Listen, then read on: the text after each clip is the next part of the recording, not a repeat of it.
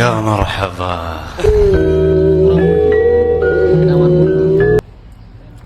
পুরা আজকে আজ দুজন বোকারি মাতামে আসলাম। ওই যে পুরা মুরগির যাকে আরবিতে ফাহাম বলা হয়, যে আমার বন্ধু খাচ্ছে।